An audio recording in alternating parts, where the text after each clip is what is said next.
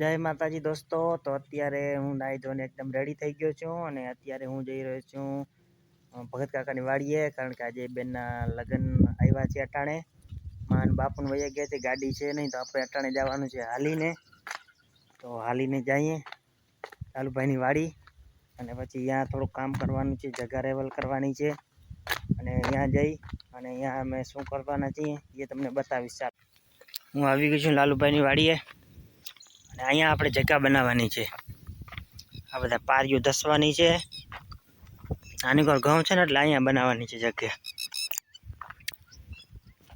અત્યારે તો અહીંયા બધા અંદર છે, ઘરે કોઈ દેખાતું નથી। અહીંયા હમણાં ટ્રેક્ટરમાં રાપ જોડાવીએ અને પછી અહીંયા જગ્યા બગા બનાવીએ। થાંભલો આમાં આખ્યો, થાંભલો આવેલો છે, એકવાર પારી બધી બેસી નાખીએ, હવે પાછો આમાં આડો હાંકી નાખીએ। લાલુભાઈ હમણાં ઘરે ગયા, આમાં મહેમાન પણ આવી ગયા છે અમારે, ધીરોભાઈ પાણી વારે છે। હું પાછી બીજી વાર હાંકી નાખો એટલે થઈ જાય એકદમ રેડી।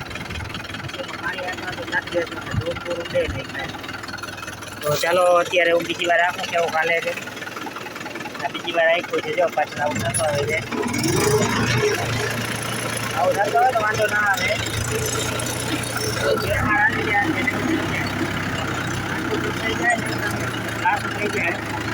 પાણી ચાલી રાખે તો વચનભાઈ આવે છે કે ક્યાં પાંચ આખા કરે છે। જય માતાજી। તો આજ અમારો છે બીજો દિવસ, કાલે આપણે આ બધું રેવલ કર્યું। બજરંગભાઈ જો અહીંયા ઉભા છે, બજરંગભાઈ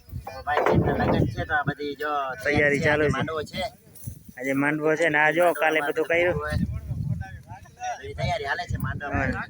અહીંયા જો મોડપા લાલુભાઈ બધા ગુમરા છે, લાલુભાઈ હાથ કરે છે અને અહીંયા માંડવાનો બધો સામાન ઉતરે છે। ધીરોભાઈ થોડા ઘઉં વાટે છે, માંડવાનો સામાન બધો આજે ઉતરશે અને ધીરે ધીરે માંડવા કાલે કૂચવાનું ચાલુ થઈ જશે। અને પછી 4 તારીખના આપણે બેનના લગ્ન છે। મોડપાન જવા છે બધા, સંજયભાઈ જતા હમણાંથી આવે છે, દેતા આવે છે, મહેમાન બધા પૈડા જ આવે છે।